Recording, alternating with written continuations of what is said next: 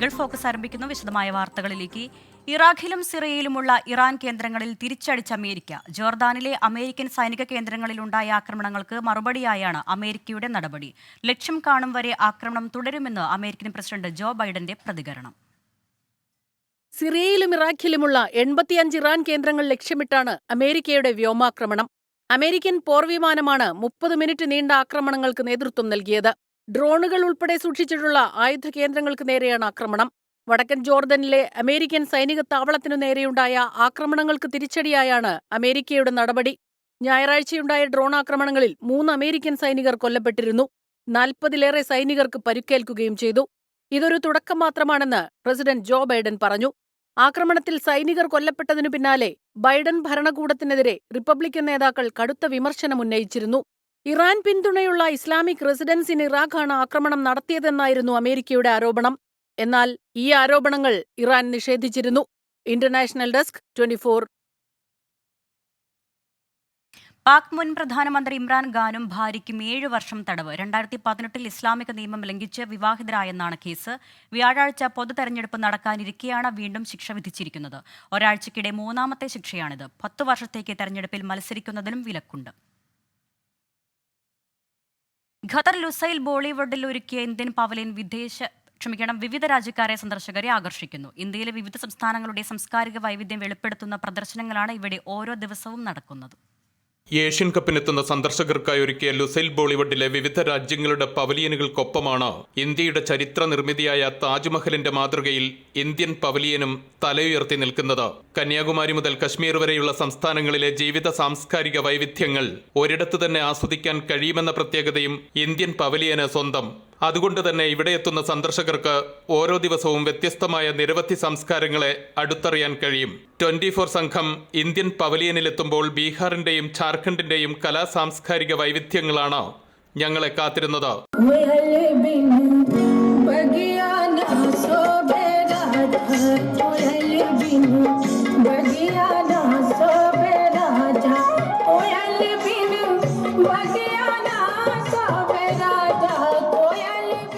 പരമ്പരാഗത കൈത്തറി ഉൽപ്പന്നങ്ങൾക്കൊപ്പം ബീഹാറിന്റെ കാർഷിക സംസ്കാരവും തനത് ഭക്ഷ്യവിഭവങ്ങളും പരിചയപ്പെടുത്തുന്ന പ്രദർശനങ്ങളും ഇവിടെ ഒരുക്കിയിട്ടുണ്ട്.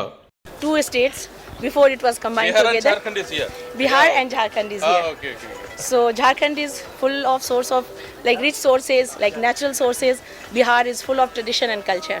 ബീഹാറി നാടോടി നൃത്തവും വിവിധ ആചാരങ്ങളെ പ്രതിനിധീകരിക്കുന്ന മറ്റു നൃത്തരൂപങ്ങളും ഇവർ സന്ദർശകർക്ക് മുന്നിൽ അവതരിപ്പിക്കുന്നു. ഇന്ത്യൻ എംബസിയും ഇന്ത്യൻ കൾച്ചറൽ സെന്ററും നേതൃത്വം നൽകുന്ന ഇന്ത്യൻ പവലിയനിലെ വിവിധ പരിപാടികൾക്ക് നേതൃത്വം നൽകാൻ മലയാളിയായ സുധാ മേനോൻ കർമ്മനിരതയായി രംഗത്തുണ്ട്.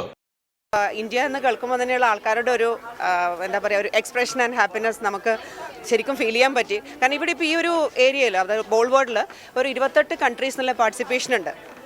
അപ്പം ഇവിടെ നമുക്ക് കിട്ടിയ പവലിയനിൽ നമുക്ക് കിട്ടുന്ന റെസ്പോൺസ്, അത് മാത്രമല്ല ഓരോ ദിവസം ഓരോ സ്റ്റേറ്റിൻ്റെ പെർഫോമൻസും ഓരോ സ്റ്റേറ്റിൻ്റെ കൾച്ചറൽ ഐറ്റംസും കാണുന്ന സമയത്തുള്ള ആൾക്കാർക്കുള്ള എക്സൈറ്റ്മെൻറ്റ്, ഇന്ത്യ ഇൻക്രെഡിബിൾ എന്ന് പറയുന്ന ആ ഒരു ആൾക്കാരുടെ ഒരു റെസ്പോൺസിന് നമുക്ക് തന്നെ ഭയങ്കര ഒരു മോട്ടിവേഷനാണ്. ജനുവരി 10 ആരംഭിച്ച ഇന്ത്യൻ പവലിയൻ ഫെബ്രുവരി 10 വരെ നീണ്ടു നിൽക്കും. അൻവർ പാലേരി, 24, ദോഹ. ഗാന്ധി സ്മൃതി കുവൈറ്റിന്റെ ആഭിമുഖ്യത്തിൽ 76ാമത് മഹാത്മാഗാന്ധി രക്തസാക്ഷിത്വ ദിനം ആചരിച്ചു. പ്രസിഡന്റ് പ്രചോദ് ഉണ്ണി യോഗം ഉദ്ഘാടനം ചെയ്തു. സ്നേഹത്തിനും സമാധാനത്തിനും വേണ്ടി നിലകൊണ്ട മഹാത്മാവിന്റെ ജീവിതം ലോകത്തിന് എന്നും മാതൃകയാണെന്ന് പ്രസിഡന്റ് പറഞ്ഞു. ജനറൽ സെക്രട്ടറി മധു മാഹി ഉൾപ്പെടെ നിരവധി അംഗങ്ങൾ പങ്കെടുത്തു.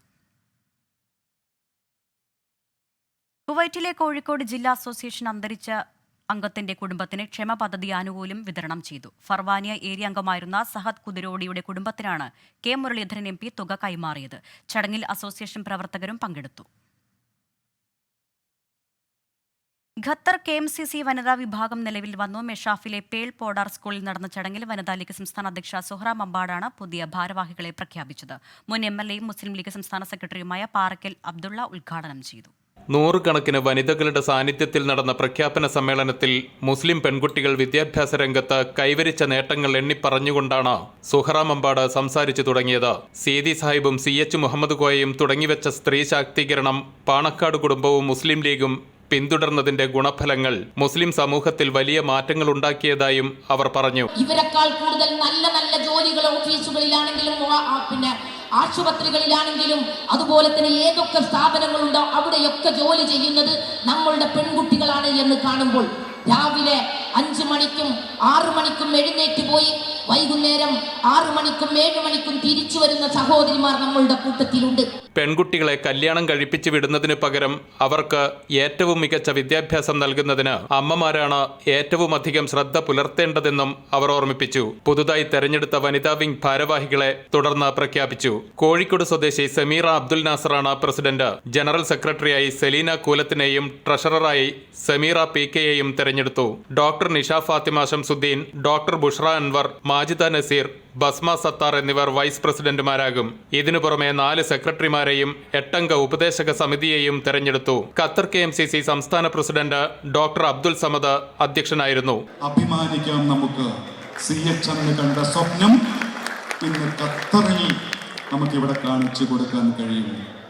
എല്ലാവിധ ആശംസകളും പുതിയ കമ്മിറ്റിക്ക് നൽകുകയാണ്. കാലിക്കറ്റ് സർവകലാശാല MA മാത്തമാറ്റിക്സ് പരീക്ഷയിൽ 6ാം റാങ്ക് കരസ്ഥമാക്കിയ ഫാത്തിമ അദീന റജ സ്നാലകത്തിന് ചടങ്ങിൽ എഡ്യൂക്കേഷണൽ എക്സലൻസി പ്രോത്സാഹന പദ്ധതിയുടെ ഭാഗമായി ആദരിച്ചു. യുവ പ്രഭാഷക നജുമ തബ്ഷീറ മുഖ്യപ്രഭാഷണം നടത്തി. ചടങ്ങിൽ വിവിധ KMCC നേതാക്കൾ സംസാരിച്ചു. അൻവർ പാലേരി, 24, ദോഹ.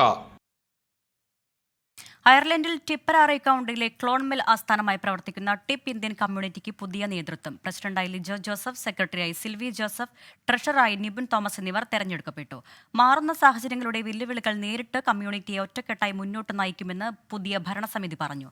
അയർലൻഡിലെ ഇന്ത്യൻ സമൂഹത്തെ ഒരു കുടക്കീഴിൽ കൊണ്ടുവരുന്ന ക്ലോൺമെൽ സമ്മർ ഫെസ്റ്റ് വിപുലമായ ആഘോഷങ്ങളോടെ സംഘടിപ്പിക്കുമെന്നും സമിതി വ്യക്തമാക്കി. വയനാട് മാനന്തവാടിൽ നിന്ന് മയക്കുവെടി വെച്ച് പിടികൂടിയ കാട്ടാന ചരിഞ്ഞത് ഹൃദയാഘാതവും ശ്വാസകോശാണുബാധയും മൂലം. ആനയുടെ ശരീരത്തിൽ 1 മാസത്തിലേറെ പഴക്കമുള്ള ആഴത്തിലുള്ള മുറിവുണ്ടായിരുന്നു. ബന്ദിപ്പൂർ വനത്തിലെ രാമപുര ആന സങ്കേതത്തിലായിരുന്നു പോസ്റ്റ്മോർട്ടം. ആന ചരിഞ്ഞതിനെക്കുറിച്ച് അന്വേഷിക്കാൻ സർക്കാർ പ്രത്യേക സമിതി രൂപീകരിച്ചു. തണ്ണീർക്കൊമ്പന്റെ വലതു തുടയിലുണ്ടായിരുന്ന മുഴയ്ക്ക് താഴെ ആഴമേറിയ മുറിവിൽ പഴുപ്പ് നിറഞ്ഞിരുന്നു. ശ്വാസകോശത്തിൽ കനത്ത അണുബാധ. ആൾക്കൂട്ടത്തിനിടയിൽപ്പെട്ട ആനയ്ക്ക് സമ്മർദ്ദം താങ്ങാനാകുന്നതിലും അധികമായെന്നാണ് നിഗമനമെന്നും 5 മണിക്കൂർ നീണ്ട പോസ്റ്റ്മോർട്ടത്തിന് ശേഷം forest veterinary officer doctor Ajesh Mohandas പറഞ്ഞു. തുടയിലുള്ള മുറിവുകൾക്ക് ഏകദേശം 1 മാസത്തോളം പഴക്കമുണ്ട്. അതുമൂലമുണ്ടെന്ന ഒരു പൾമണറി അറസ്റ്റാണ് മരണകാരണമായി വരുന്നത്. കേരള, കർണാടക സംസ്ഥാനങ്ങളിലെ ഡോക്ടേഴ്സിന്റെ സംയുക്ത സംഘമാണ് പോസ്റ്റ്മോർട്ടം നടപടികൾ പൂർത്തീകരിച്ചത്. സാമ്പിളുകൾ പരിശോധനയ്ക്ക് അയച്ചിട്ടുണ്ട്. ആന ചെരിയാനിടയായ സാഹചര്യം അന്വേഷിക്കുന്നതിന് സർക്കാർ വിദഗ്ധ സമിതി രൂപീകരിച്ചു. Chief forest conservator K. വിജയാനന്ദനാണ് സമിതി അധ്യക്ഷൻ. Forest conservator Neethulakshmi M, Puthur zoological park assistant veterinary officer doctor R. Raj, വന്യജീവി സംരക്ഷണ പ്രവർത്തകൻ ഡോക്ടർ റോഷ്നാഥ രമേശ്, നിയമവിദഗ്ധൻ L. നമശിവായൻ എന്നിവരാണ് അംഗങ്ങൾ. മാനന്തവാടിയിൽ നിന്ന് ബന്ദിപ്പൂർ രാമപുരയിലെ ക്യാമ്പിലെത്തിച്ച ശേഷം എലിഫന്റ് ആംബുലൻസിൽ നിന്ന് ഇറക്കുമ്പോഴാണ് തണ്ണീർക്കൊമ്പൻ ചരിഞ്ഞത്. വിവരം പുറം ലോകത്തെ അറിയിച്ചത് 24. മയക്കുവെടി വയ്ക്കും മുൻപ് കൊമ്പൻ ആരോഗ്യമുള്ള ആനയുടെ ലക്ഷണങ്ങളാണ് പ്രകടിപ്പിച്ചത്. വാഴത്തോട്ടത്തിൽ ഓടി നടക്കുകയും കുന്നിനു മുകളിൽ കയറുകയും ചെയ്തു. ജനവാസ കേന്ദ്രത്തിൽ മറ്റു വഴികളില്ലാത്തതിനാലാണ് മയക്കുവെടി വെക്കേണ്ട സാഹചര്യമുണ്ടായതെന്ന് വനം വകുപ്പ് ഉദ്യോഗസ്ഥർ വ്യക്തമാക്കുന്നു. 24, വയനാട്. ഇന്നലെ പകൽ മുഴുവൻ ആശങ്കയായിരുന്നു തണ്ണീർക്കൊമ്പൻ. ഇന്നത് ആരെയും വിഷമിപ്പിക്കുന്ന വാർത്തയാണ്. ആന ചരിഞ്ഞതിൽ വേദന പങ്കുവയ്ക്കുകയാണ് മാനന്തവാടിക്കാർ.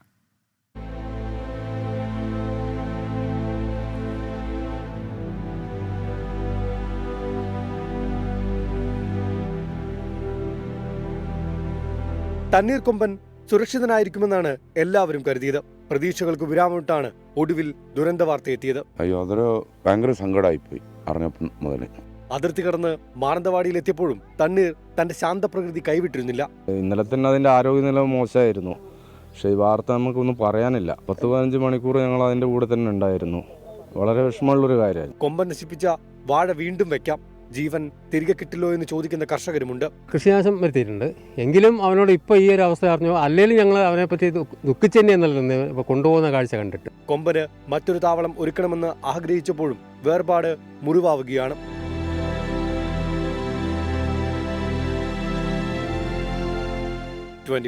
വയനാട്. അതിരപ്പള്ളി പ്ലാന്റേഷനിൽ കാട്ടാന ചെരിഞ്ഞ നിലയിൽ വെറ്റിലപ്പാറ 10ാം ബ്ലോക്കിലാണ് 2 ദിവസം പഴക്കമുള്ള പിടിയാനയുടെ ജഡം കണ്ടെത്തിയത്. തിരപ്പള്ളി വെറ്റിലപ്പാറ പ്ലാന്റേഷൻ മേഖലയിൽ 9ാം ബ്ലോക്കിലാണ് ഇന്ന് രാവിലെ കാട്ടാനയുടെ ജഡം കണ്ടെത്തിയത്. കക്കയം ഭാഗത്ത് രാവിലെ ടാപ്പിങ്ങിനെത്തിയ തൊഴിലാളികളാണ് വിവരം വനം വകുപ്പിനെ അറിയിച്ചത്. 2 ദിവസം പഴക്കമുള്ള ജഡമാണെന്നാണ് പ്രാഥമിക നിഗമനം. പോസ്റ്റ്മോർട്ടം നടപടികൾക്ക് ശേഷം മാത്രമേ മരണകാരണം വ്യക്തമാകൂ. പ്രദേശത്ത് കുറച്ചു ദിവസങ്ങളായി നിലയുറപ്പിച്ചിട്ടുള്ള ആനക്കൂട്ടത്തിൽപ്പെട്ട ആനയാണ് ചെരിഞ്ഞതെന്നാണ് നിഗമനം. പ്രായാധിക്യം മൂലമാകാം ചെരിഞ്ഞതെന്നാണ് വനം വകുപ്പിന്റെ വിലയിരുത്തൽ. 24 തൃശൂർ. സാഹിത്യ അക്കാദമിയോട് പരിഭവിച്ച് കവി ബാലചന്ദ്രൻ ചുള്ളിക്കാട്. സാഹിത്യോത്സവത്തിൽ പങ്കെടുത്തതിന് തുച്ഛമായ പ്രതിഫലം നൽകി അപമാനിച്ചെന്നാണ് പരാതി. അക്കാദമി അധ്യക്ഷൻ കെ സച്ചിദാനന്ദൻ ഖേദം പ്രകടിപ്പിച്ചു. പിന്നാലെ വിമർശനം ഉന്നയിച്ചെങ്കിലും വിവാദത്തിന് നിൽക്കാതെ പിൻവലിക്കുകയും ചെയ്തു. ബാലചന്ദ്രൻ ചുള്ളിക്കാട് ഉന്നയിച്ച പൊതുപ്രശ്നങ്ങൾ ഗൗരവത്തോടെ കാണുമെന്ന് സാംസ്കാരിക മന്ത്രി സജി ചെറിയാൻ പറഞ്ഞു. ജനുവരി 30-ന് സാർവദേശീയ സാഹിത്യോത്സവത്തിൽ കുമാരനാശാന്റെ കരുണയെക്കുറിച്ച് ബാലചന്ദ്രൻ ചുള്ളിക്കാട് പ്രസംഗിച്ചത് 2 മണിക്കൂറിലേറെ. പ്രതിഫലമായി കിട്ടിയത് 2400 രൂപ മാത്രമെന്ന് കവി. സീരിയലിൽ അഭിനയിച്ചുണ്ടാക്കിയ 1100 രൂപ കയ്യിൽ നിന്നെടുത്താണ് വണ്ടിക്കൂലി കൊടുത്തതെന്നും ബാലചന്ദ്രൻ ചുള്ളിക്കാട് സോഷ്യൽ മീഡിയയിൽ കുറിച്ചു. സാംസ്കാരിക ആവശ്യങ്ങൾക്കായി ദയവായി മേലിൽ തന്നെ ബുദ്ധിമുട്ടിക്കരുതെന്നും കുറിപ്പ്. ബാലചന്ദ്രൻ ചുള്ളിക്കാടിനുണ്ടായ വിഷമത്തിൽ സാഹിത്യ അക്കാദമി അധ്യക്ഷൻ കെ സച്ചിദാനന്ദൻ ഖേദം പ്രകടിപ്പിച്ചു. പക്ഷേ ബാലേന്ദ്രന്റെ കാര്യത്തിൽ അദ്ദേഹം വളരെ കൂടുതൽ സംസാരിച്ചു, വളരെ കൂടുതൽ അതിനുവേണ്ടി എഫർട്ട് എടുത്തിട്ടുണ്ട്. അതുകൊണ്ട് ഒരു പ്രത്യേക പരിഗണന എന്നുള്ള നിലയ്ക്കാണ്. അല്ലെങ്കിൽ ആ നിയമപ്രകാരം ഈ ചെയ്തതിൽ തെറ്റ് പറയാൻ പറ്റില്ല. പക്ഷേ അതുകൊണ്ട് ബാലേന്ദ്രന് ആവശ്യമായിട്ടുള്ള രീതിയിലുള്ള ഒരു പ്രതിഫലം നൽകാനുള്ള തീരുമാനം ഉണ്ടായിട്ടുണ്ട്. ഇതിനു പിന്നാലെയാണ് കെ സച്ചിദാനന്ദന്റെ ഫേസ്ബുക്ക് കുറിപ്പ്. യാത്രാപ്പടിയെക്കുറിച്ച് പരാതിയുണ്ടെങ്കിൽ അത് സെക്രട്ടറിയുടെ ശ്രദ്ധയിൽ കൊണ്ടുവരികയാണ് ശരിയായ വഴിയെന്ന് ഓർമ്മപ്പെടുത്തൽ. പൈസ വാങ്ങാതെ താൻ അനേകം പരിപാടിക്ക് പോയിട്ടുണ്ടെന്നും സച്ചിദാനന്ദൻ. മണിക്കൂറുകൾക്കുള്ളിൽ കുറിപ്പ് പിൻവലിച്ച് വിവാദം അവസാനിപ്പിക്കാനുള്ള ശ്രമവുമുണ്ടായി. ബാലചന്ദ്രൻ ചുള്ളിക്കാടുമായി സംസാരിച്ചെന്നും പ്രശ്നം പണമല്ലെന്നും മന്ത്രി സജി ചെറിയാൻ. അത് അവിടുത്തെ ഓഫീസുമായി ബന്ധപ്പെട്ട് പറ്റിയൊരു പിഴവാണ്. അതിന് ഖേദം പ്രകടിപ്പിച്ചു. ആ വിഷയം അങ്ങനെ അവസാനിച്ചു. ബാലേന്ദ്രൻ സാറിനെ വിളിച്ചായിരുന്നു. സാഹിത്യകാരന്മാർക്ക് വേണ്ടത്ര ഒരു ബഹുമാനം മറ്റുള്ള കലാരംഗത്ത് പ്രവർത്തിക്കുന്നതനുസരിച്ചുള്ള ഒരു പരിഗണന ലഭിക്കുന്നില്ല എന്ന ഒരു തോന്നലിൽ നിന്നാണ് അദ്ദേഹം ഇട്ടത്. അപ്പോൾ ഞാൻ അദ്ദേഹത്തോട് പറഞ്ഞു, ആ കാര്യം ഗവൺമെന്റിന്റെ മുമ്പിൽ ശ്രദ്ധയിൽപ്പെടുത്താം. സാഹിത്യോത്സവത്തിന് സർക്കാർ ആവശ്യമായ തുക നൽകിയിട്ടുണ്ടെന്നും മന്ത്രി വ്യക്തമാക്കി. ബാലചന്ദ്രൻ ചുള്ളിക്കാടിന്റെ പ്രതിഷേധക്കുറിപ്പിനെ തുടർന്ന് സാഹിത്യ അക്കാദമിക്കെതിരെ വലിയ വിമർശനമാണ് ഉയരുന്നത്. 24 തൃശൂർ. ബാലചന്ദ്രൻ ചുള്ളിക്കാടിന് പിന്നാലെ സാഹിത്യ അക്കാദമിക്കെതിരെ ആരോപണവുമായി ശ്രീകുമാരൻ തമ്പിയും രംഗത്ത്. കേരള ഗാനം എഴുതി വാങ്ങിയ ശേഷം സ്വീകരിച്ചോ നിരാകരിച്ചോ എന്ന് അറിയിച്ചിട്ടില്ലെന്നാണ് വിമർശനം. ഫേസ്ബുക്ക് കുറിപ്പിലൂടെയാണ് ശ്രീകുമാരൻ തമ്പി ദുരനുഭവം പങ്കുവച്ചത്. സാംസ്കാരിക മന്ത്രി ഉത്തരം പറയണമെന്നും താൻ എഴുതിയ പാട്ട് യൂട്യൂബിൽ അപ്ലോഡ് ചെയ്യുമെന്നും ശ്രീകുമാരൻ തമ്പി വ്യക്തമാക്കി. മുതിർന്ന BJP നേതാവ് LK അദ്വാനിക്ക് രാജ്യത്തിന്റെ പരമോന്നത ബഹുമതിയായ ഭാരത് രത്ന. പ്രധാനമന്ത്രി നരേന്ദ്രമോദിയാണ് LK അദ്വാനിക്ക് ഭാരത് രത്ന നൽകാനുള്ള തീരുമാനം പ്രഖ്യാപിച്ചത്. രാജ്യവികസനത്തിന് അദ്വാനിയുടെ പങ്ക് നിസ്തുലമെന്ന് നരേന്ദ്രമോദി അഭിനന്ദന സന്ദേശത്തിൽ പറഞ്ഞു. രാജ്യവികസനത്തിന് LK അദ്വാനി നൽകിയ മഹത്തരമായ സംഭാവനയെ ആദരിക്കുന്നു എന്ന് സൂചിപ്പിച്ചായിരുന്നു പ്രധാനമന്ത്രി നരേന്ദ്രമോദിയുടെ പ്രഖ്യാപനം. ഭാരത് രത്ന നൽകാനുള്ള വിവരം പ്രധാനമന്ത്രി ഫോൺ മുഖേന LK അദ്വാനി അറിയിച്ചു. ഇന്ത്യയിലെ ഏറ്റവും ഉയർന്ന 2ാമത്തെ സിവിലിയൻ പുരസ്കാരമായ പത്മവിഭൂഷൺ നൽകി നേരത്തെ രാജ്യം LK അദ്വാനിയെ ആദരിച്ചിട്ടുണ്ട്. പാർലമെന്ററി ഇടപെടലുകൾ മാതൃകാപരവും സമ്പന്നമായ ഉൾക്കാഴ്ചകളാൽ സമൃദ്ധവുമാക്കിയ നേതാവാണ് LK അദ്വാനിയെന്ന് പ്രധാനമന്ത്രി അഭിനന്ദന സന്ദേശത്തിൽ വ്യക്തമാക്കി. രാഷ്ട്രപതി, ഉപരാഷ്ട്രപതി തുടങ്ങി സാമൂഹിക, രാഷ്ട്രീയ, സാംസ്കാരിക മേഖലയിലെ പ്രമുഖർ LK അദ്വാനിയെ പരമോന്നത സിവിലിയൻ പുരസ്കാര ലബ്ധിയിൽ അഭിനന്ദിച്ചു. അയോധ്യയിൽ രാമക്ഷേത്രം യാഥാർത്ഥ്യമാക്കിയ സാഹചര്യത്തിലാണ് LK അദ്വാനിക്ക് ഇപ്പോൾ ഭാരതരത്ന നൽകാനുള്ള തീരുമാനം. കർപ്പൂരി താക്കൂറിന് ഭാരതരത്ന പ്രഖ്യാപിച്ച ഘട്ടത്തിൽ അദ്വാനിയെ അവഗണിച്ചെന്ന വിമർശനം ചില സംഘപരിവാർ കോണുകളിൽ നിന്ന് ഉയർന്നിരുന്നു. ഇതിനു പിന്നാലെയാണ് പ്രധാനമന്ത്രി തന്നെ നേരിട്ടിടപെട്ട് LK അദ്വാനിക്ക് ഭാരതരത്ന പ്രഖ്യാപിച്ചത്. മുതിർന്ന BJP നേതാക്കളെ ആദരിക്കുന്ന കാര്യത്തിൽ പ്രധാനമന്ത്രി നരേന്ദ്രമോദിയുടെ നേതൃത്വത്തിലുള്ള BJPയുടെ പുതിയ നേതൃത്വം ഒരു പിശകും കാട്ടിയിട്ടില്ല. ഇത് പൊതുതെരഞ്ഞെടുപ്പ് അടുത്ത സാഹചര്യത്തിൽ വ്യക്തമാക്കുക കൂടിയാണ് ഭാരതരത്ന പ്രഖ്യാപനത്തിന്റെ ലക്ഷ്യം. ഡൽഹിയിൽ നിന്ന് R രാധാകൃഷ്ണൻ, 24. മദ്യനയ അഴിമതി കേസിൽ ഡൽഹി മുഖ്യമന്ത്രി അരവിന്ദ് കെജ്രിവാളിനെതിരെ എൻഫോഴ്സ്മെന്റ് ഡയറക്ടറേറ്റ് കോടതിയെ സമീപിച്ചു. സമൻസുകൾ തുടർച്ചയായി അവഗണിക്കുന്നതിനെതിരെയാണ് നടപടി. ആം ആദ്മി MLA-മാരെ BJP വിലയ്ക്ക് വാങ്ങാൻ ശ്രമിച്ചെന്ന ആരോപണത്തിൽ ഡൽഹി ക്രൈംബ്രാഞ്ചും അരവിന്ദ് കെജ്രിവാളിന് പുറകെയുണ്ട്. മദ്യനയ അഴിമതി കേസിൽ മുഖ്യമന്ത്രി അരവിന്ദ് കെജ്രിവാളിനെതിരെ എൻഫോഴ്സ്മെന്റ് ഡയറക്ടറേറ്റ് പിടിമുറുക്കുകയാണ്. കേസിൽ 5 തവണ ഇഡി ചോദ്യം ചെയ്യലിന് ഹാജരാകാൻ ആവശ്യപ്പെട്ട് നോട്ടീസ് നൽകിയെങ്കിലും പല ഔദ്യോഗിക കാരണങ്ങളും ചൂണ്ടിക്കാട്ടി കെജ്രിവാൾ ഒഴിഞ്ഞുമാറി. അന്വേഷണത്തോടുള്ള ഈ അവഗണനയ്ക്കെതിരെയാണ് ഇഡിയുടെ നീക്കം. കേസിന്റെ നടപടികൾ അനുസരിക്കുന്നില്ലെന്നും ഇഡി കോടതിയെ അറിയിച്ചു. ഇതോടെ അരവിന്ദ് കെജ്രിവാളിനെ കേസിൽ അറസ്റ്റ് ചെയ്യാനുള്ള സാധ്യതകളും ഉയരുകയാണ്. 25 കോടി രൂപ പാർട്ടി MLA-മാർക്ക് നൽകി ഒപ്പം കൂട്ടാൻ BJP ശ്രമിച്ചെന്ന കെജ്രിവാളിന്റെ പ്രസ്താവനയിൽ നോട്ടീസ് നൽകാൻ ഡൽഹി ക്രൈംബ്രാഞ്ച് സംഘം കെജ്രിവാളിന്റെ വസതിയിലെത്തിയിരുന്നു. മുഖ്യമന്ത്രിയെ കാണാനുള്ള സംഘത്തിന്റെ ആവശ്യത്തെ അംഗീകരിച്ചില്ല. 3 മണിക്കൂറോളം അന്വേഷണ സംഘം കെജ്രിവാളിന്റെ വസതിക്ക് മുമ്പിൽ തുടർന്നു. കെജ്രിവാളിന്റെ പരാമർശത്തിന് അടിസ്ഥാനമായ തെളിവുകൾ നൽകാൻ സംഘം ആവശ്യപ്പെട്ടിട്ടുണ്ട്. 24 ഡൽഹി. ജാർഖണ്ഡ് നിയമസഭയിലെ വിശ്വാസ വോട്ടെടുപ്പിൽ പങ്കെടുക്കാൻ മുൻ മുഖ്യമന്ത്രി ഹേമന്ത് സോറൻ അനുമതി. ഖനന അഴിമതി കേസിൽ എൻഫോഴ്സ്മെന്റ് ഡയറക്ടറേറ്റ് അറസ്റ്റ് ചെയ്ത ഹേമന്ത് സോറൻ നിലവിൽ ജയിലിലാണ്. റാഞ്ചിയിലെ പ്രത്യേക കോടതിയാണ് വിശ്വാസ വോട്ടെടുപ്പിൽ പങ്കെടുക്കാൻ അനുമതി നൽകിയത്. അതിനിടെ ഹേമന്ത് സോറന്റെ അനുയായി ഭാനു പ്രതാപിനെ ഇഡി അറസ്റ്റ് ചെയ്തു. ജാർഖണ്ഡിന്റെ മുഖ്യമന്ത്രിയായി സത്യപ്രതിജ്ഞ ചെയ്ത ചമ്പൈ സോറിന് നിയമസഭയിൽ ഭൂരിപക്ഷം തെളിയിക്കാൻ 10 ദിവസത്തെ സമയമാണ് ഗവർണർ CP രാധാകൃഷ്ണൻ നൽകിയത്. BJP അട്ടിമറിക്ക് ശ്രമിക്കുന്നുവെന്ന അഭ്യൂഹങ്ങളെ തുടർന്ന് 39 ഭരണകക്ഷി MLA-മാർ ഹൈദരാബാദിലെ റിസോർട്ടിൽ തുടരുകയാണ്. ഇതിനിടയിലാണ് ഖനന അഴിമതി കേസിൽ എൻഫോഴ്സ്മെന്റ് ഡയറക്ടറേറ്റ് അറസ്റ്റ് ചെയ്ത ഹേമന്ത് സോറൻ വിശ്വാസ വോട്ടെടുപ്പിൽ പങ്കെടുക്കാൻ അനുമതി തേടി റാഞ്ചിയിലെ പ്രത്യേക കോടതിയെ സമീപിച്ചത്. ആവശ്യം കോടതി അംഗീകരിച്ചു. ജാർഖണ്ഡ് നിയമസഭാ സമ്മേളനം ഈ മാസം 5-6 തീയതികളിൽ നടത്താനാണ് മന്ത്രിസഭാ യോഗത്തിന്റെ തീരുമാനം. അനധികൃത ഭൂമി സമ്പാദനത്തിന് അറസ്റ്റിലായ പോലീസ് ഉദ്യോഗസ്ഥൻ ഭാനു പ്രതാപിനെ ഹേമന്ത് സോറനുമായി ബന്ധപ്പെട്ട കേസിൽ ഇഡി കസ്റ്റഡിയിൽ വാങ്ങി. ഇഡി അറസ്റ്റിനെതിരെ ഹേമന്ത് സോറൻ ഉടൻ ഹൈക്കോടതിയെ സമീപിക്കും. 24 ഡൽഹി. താജ്മഹലിലെ ഉറൂസ് ആഘോഷം വിലക്കണമെന്നാവശ്യപ്പെട്ട് ഹിന്ദു മഹാസഭയുടെ ഹർജി.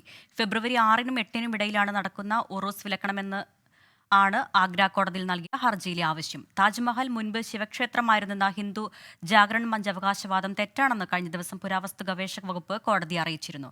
അതേസമയം ഗ്യാൻവാപ്പി മസ്ജിദിലെ അറയിൽ തുടർച്ചയായ 3-ാം ദിവസവും പൂജ നടന്നു. മുഗൾ ബ്രിട്ടീഷ് ഭരണകാലത്ത് ഉറൂസ് ആഘോഷത്തിന് അനുമതി നൽകിയിരുന്നില്ലെന്നാണ് ഹിന്ദുസേനയുടെ വാദം. ഇക്കാര്യത്തിലെ വിവരാവകാശ രേഖയും ഹർജിക്കൊപ്പം സമർപ്പിച്ചിട്ടുണ്ട്. ഹിന്ദു മഹാസഭയുടെ ജില്ലാ പ്രസിഡന്റ് സൗരഭ് ശർമ്മയാണ് ഹർജിക്കാരൻ. ഉറൂസിന് താജ്മഹലിൽ സൗജന്യ പ്രവേശനം നൽകുന്നതിനെയും ഹർജി എതിർക്കുന്നു. ഹർജി മാർച്ച് 4-ന് ആഗ്ര കോടതി പരിഗണിക്കും. ലോകാത്ഭുതങ്ങളിൽ ഒന്നായ താജ്മഹൽ ശിവക്ഷേത്രമായിരുന്നു എന്നാണ് ഹിന്ദു ജാഗരൺ മഞ്ച് നേരത്തെ അവകാശപ്പെട്ടിരുന്നത്. ഇക്കാര്യത്തിൽ പുരാവസ്തു വകുപ്പ് കഴിഞ്ഞ ദിവസം താജ്മഹൽ ക്ഷേത്രമല്ലായിരുന്നു എന്ന സത്യവാങ്മൂലം സമർപ്പിച്ചിരുന്നു. ഗ്യാൻവാബിയിലെ അറയിൽ തുടർച്ചയായ 3-ാം ദിവസവും പൂജാ ചടങ്ങുകൾ തുടരുകയാണ്. കനത്ത സുരക്ഷയിലായിരുന്നു ഇന്ന് പുലർച്ചത്തെ ഉഷപൂജ. അതേസമയം വിഷയത്തിൽ മുസ്ലിം വ്യക്തി ബോർഡ് രാഷ്ട്രപതിയെ കാണും. ആരാധനാലയങ്ങൾ സംരക്ഷിക്കാനുള്ള നിയമം അട്ടിമറിക്കുന്നുവെന്ന നിവേദനമാകും മുസ്ലിം വ്യക്തി നിയമ ബോർഡ് രാഷ്ട്രപതിക്ക് നൽകുക. ആർ രാധാകൃഷ്ണൻ, 24 ഡൽഹി. വാർത്തയിലേക്ക് തിരികെ. പള്ളികൾ പൊളിച്ചാൽ മുസ്ലിങ്ങൾ കലാപമുണ്ടാക്കുമെന്ന് ആരും പ്രതീക്ഷിക്കേണ്ടെന്ന് കാന്തപുരം AP അബൂബക്കർ മുസ്ലിയാർ. മുസ്ലിങ്ങൾ അങ്ങേയറ്റം ക്ഷമയുള്ളവരാണെന്നാണ് പ്രധാനമന്ത്രിയോട് പറയാനുള്ളത്. മുസ്ലിങ്ങളുടെ ന്യായമായ അവകാശങ്ങൾക്കൊപ്പം നിൽക്കാൻ മതേതര ജനാധിപത്യ വിശ്വാസികൾ തയ്യാറാകണമെന്നും കാന്തപുരം AP അബൂബക്കർ മുസ്ലിയാർ പറഞ്ഞു. വിവേകം നഷ്ടപ്പെടുത്തി ജനങ്ങളെ കുഴപ്പത്തിലേക്ക് വലിച്ചിടാം എന്നാണ് കരുതുന്നത്. ഇതാണ് നമുക്ക് പ്രധാനമന്ത്രിയോടും മറ്റുള്ള എല്ലാ മന്ത്രിമാരോടും പറയാനുള്ളത്. ഞങ്ങൾ അങ്ങേയറ്റം ക്ഷമയുള്ളവരാണ്. ക്ഷമിച്ചിട്ട് അതുകൊണ്ട് നമ്മൾ ഭീരുക്കളാണ് എന്നല്ല അതിൻ്റെ അർത്ഥം. നമ്മൾ ക്ഷമയുള്ളവരാണ്. നാട്ടിൽ കുഴപ്പമുണ്ടാക്കാൻ ഒരിക്കലും നാം അനുവദിക്കുകയില്ല. ആരാധനാലയ സംരക്ഷണ നിയമം ഫലപ്രദമായി നടപ്പാക്കണമെന്നാവശ്യപ്പെട്ട് പ്രമേയം പാസാക്കിയ മർക്കസ് സമ്മേളനം.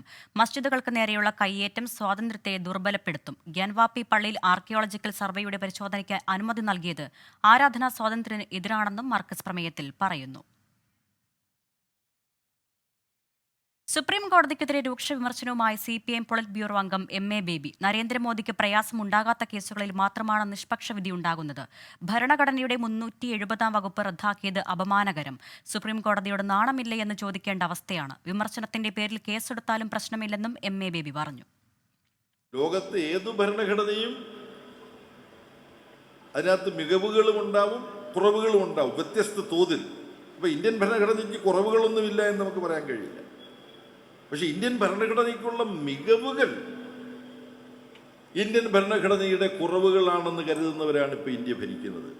ഞാനൊരു സങ്കോചവുമില്ലാതെ വിമർശനം ഉന്നയിക്കുകയാണ് മോഡിയെയും അമിത്ഷായെയും സംബന്ധിച്ച്.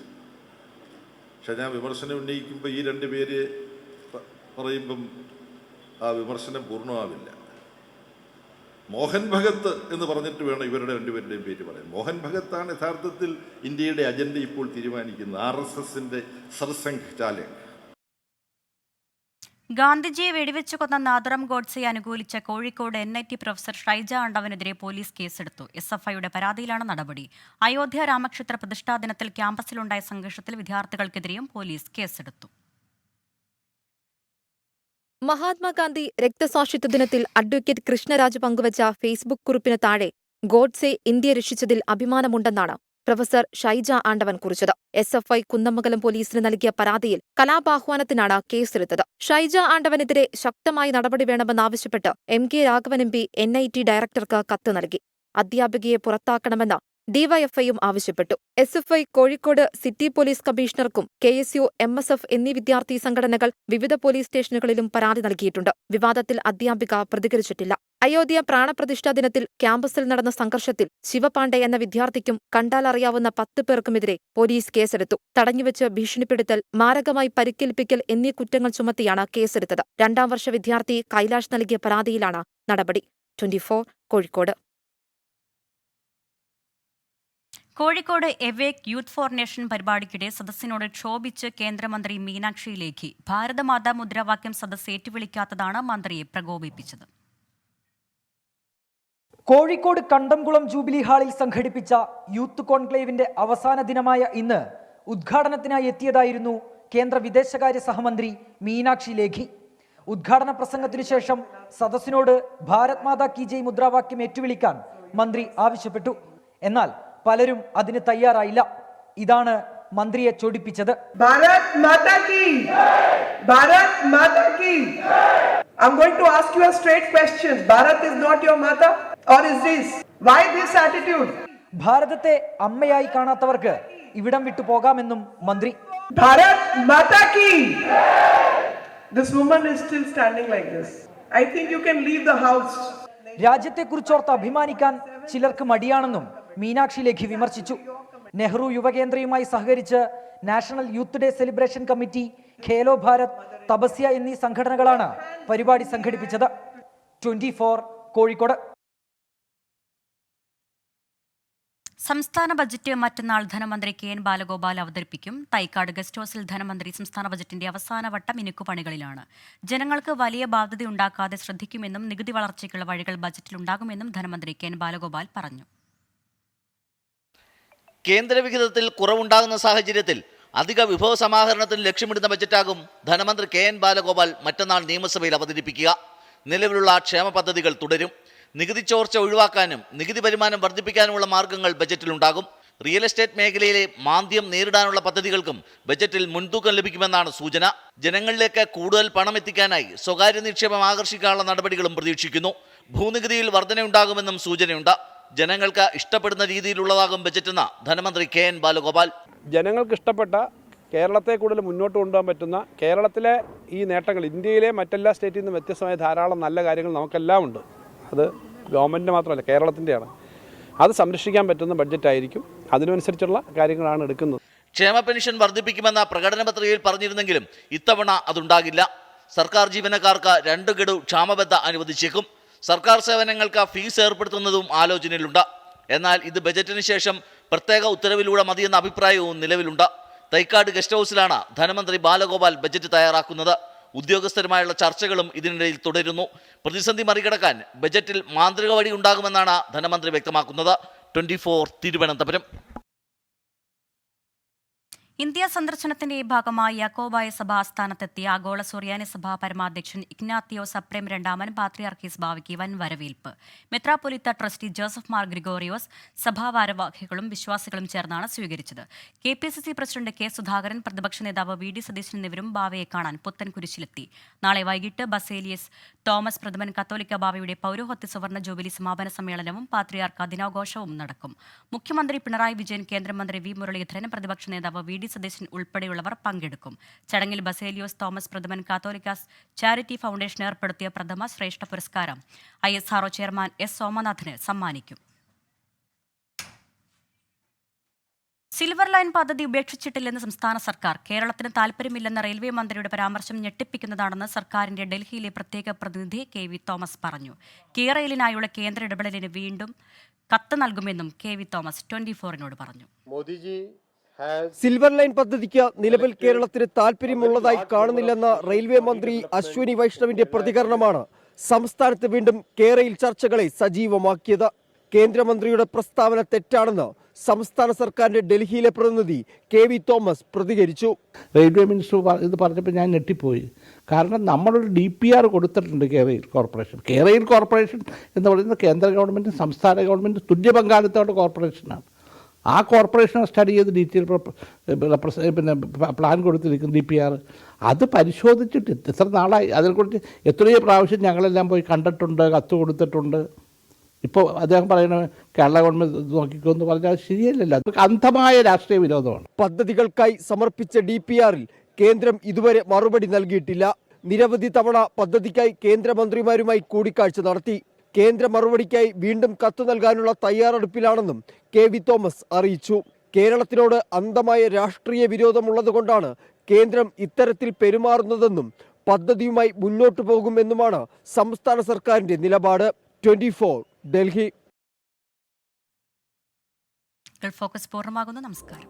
ലോകത്തെവിടെയായാലും ഏത് സമയത്തും 24 വാർത്തകളും ഓഗ്മെന്റഡ് റിയാലിറ്റി പാക്കേജുകളും എക്സ്പ്ലെയിനറുകളും വിശദമായി കാണാൻ ഞങ്ങളുടെ YouTube ചാനൽ നിങ്ങൾക്ക് സബ്സ്ക്രൈബ് ചെയ്യാം.